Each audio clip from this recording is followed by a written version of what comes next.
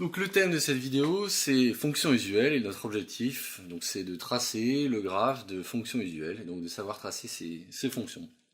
Donc on les a regroupées en 4 catégories. D'un côté les puissances de x, les fonctions de type trigonométrique, ce sera cosinus et sinus, les fonctions exponentielles logarithmes qui vont ensemble, et les fonctions racines de x et valeur absolue de x, on mettra dans le quatrième dessin. Donc on va tracer successivement ces fonctions. Donc la première puissance de x c'est x puissance 0, x puissance 0 c'est 1. Donc en fait c'est la fonction constante égale à 1 qu'on va tracer ici. Donc, la fonction constante égale à 1, c'est celle-ci. C'est-à-dire x puissance 0. Ensuite, la première puissance de x, c'est x puissance 1, c'est-à-dire la fonction qui a x associe x, qui est déjà tracée ici. Donc ça c'est une fonction qui a un impair, qui passe par 0. Impair, ce qui signifie qu'elle est symétrique par rapport à l'origine, c'est-à-dire que le 1 sera en moins 1 lorsqu'on est en x égale à moins 1. Ensuite, on peut tracer x au carré. Donc x au carré, c'est une fonction qui, quant à elle, est paire, qui a une tangente horizontale en 0, qui passe par 1 aussi, qui est en fait une parabole.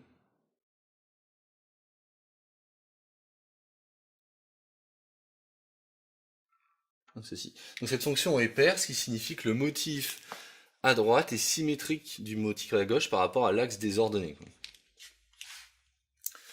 Et on va tracer également la fonction x cube. Donc la fonction x cube qui a également une tangente horizontale en 0, mais qui cette fois-ci est impaire. Donc cette fonction elle est impaire. Donc du côté des positifs, elle est encore plus plaquée sur l'axe des abscisses au départ.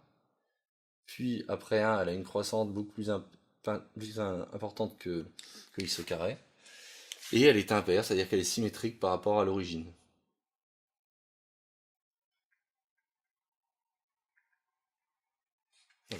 Donc, je rappelle, en rouge, c'est x au carré. En vert, c'est x au cube. Et en blanc, c'est x. Voilà. Donc voilà pour les premières puissances de x. On pourra en tracer toute une multitude. Et voilà les premières. Alors pour ce qui est des fonctions trigonométriques, donc traçons la fonction cosinus. La fonction cosinus a pour valeur remarquable en 0 la valeur 1. Donc cosinus de 0 vaut 1.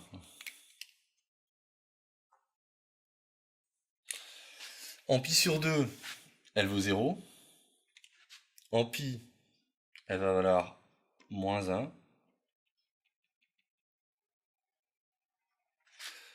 En 3pi sur 2, elle vaut à nouveau 0.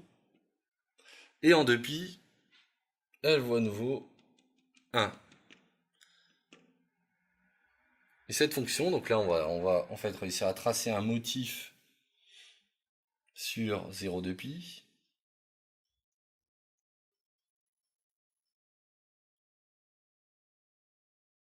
Cette fonction est en fait 2pi périodique, c'est-à-dire que connaître cette fonction sur 0,2pi suffit à la connaître sur R entier. C'est-à-dire que maintenant il ne me reste plus qu'à reproduire ce motif, à le translater, à le reproduire une infinité de fois à gauche et à droite. Donc là sur mon dessin, je peux reproduire ce motif dans le sens opposé.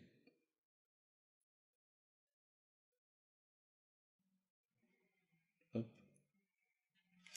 De la même manière qu'on peut le continuer ici une infinité de fois. Et remarquons qu'au passage, cette fonction est aussi paire, c'est-à-dire que le motif sur la partie R+, est symétrique du motif sur la partie R-, c'est-à-dire les négatifs, par rapport donc, à l'axe des ordonnées. Donc voilà, ça c'est la fonction cosinus.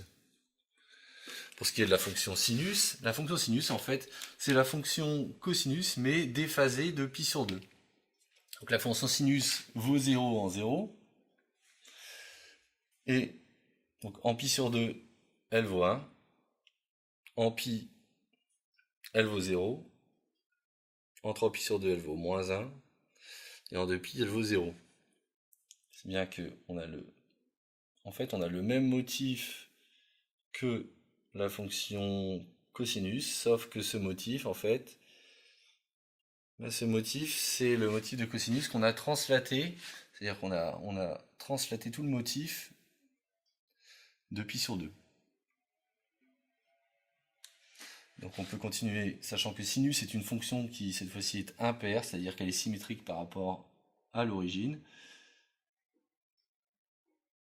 ce qui nous permet de tracer ce genre de choses. Sinus. Voilà, donc ça c'est la fonction sinus.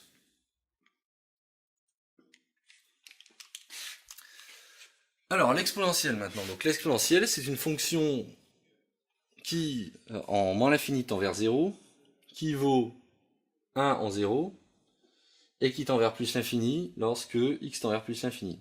La fonction exponentielle, c'est une fonction strictement croissante, qui se comporte de cette façon, et qui a une tangente en 0 qui est la droite y est égale à 1 plus x. Donc une droite de coefficient directeur 1. Donc en 0, elle passe avec une pente de 1. Alors pourquoi avoir mis la fonction logarithme népérien sur le même tracé que celle de l'exponentielle?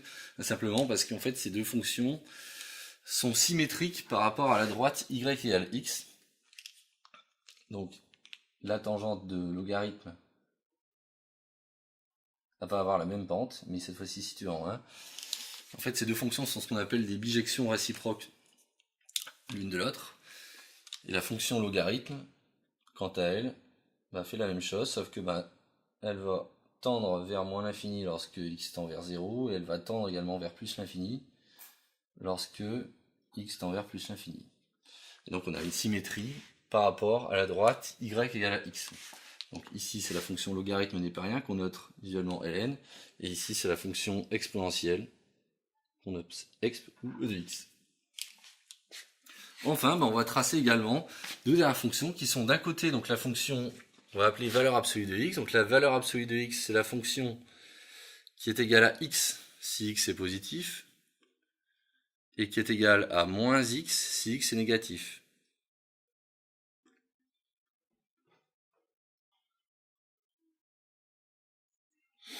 Donc cette fonction est toujours positive, et en fait elle consiste à prendre la fonction x et à la rendre positive. C'est-à-dire que la partie qui est positive en x, elle va rester positive, donc on garde x.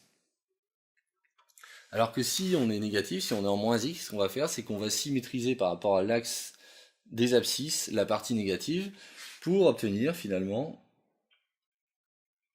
le tracé de valeur absolue de x sur la partie négative. C'est exactement le symétrique de x par rapport à l'axe des abscisses.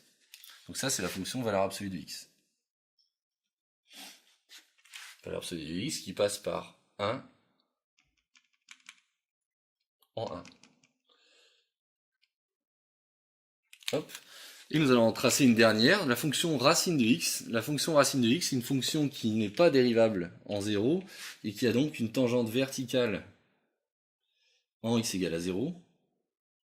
Ayant une tangente verticale, la fonction part de manière le long de cette tangente, va passer par 1 et va aller tendre vers plus l'infini de cette façon.